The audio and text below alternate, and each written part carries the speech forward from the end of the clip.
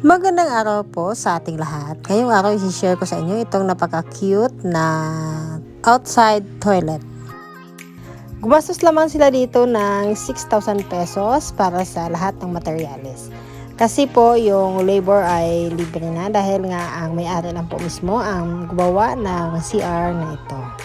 So ito nga po ang kanyang septic tank. Ayan, ito yung sa backside. Bali guys, half cement lang po ito, hollow block sa baba, tapos yero sa taas. Diba? Ganda. Ayan. So, ang sukat ng toilet na ito ay 1.2 by 1.5 meters. At yung pintuan naman ay gumamit naman sa dito ng plain sheet.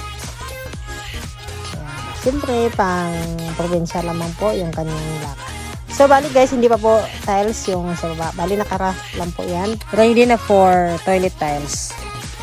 So guys, ang mga materials na ginamit dito sa semento ay gumamit sila dito ng 4 bags ng cement.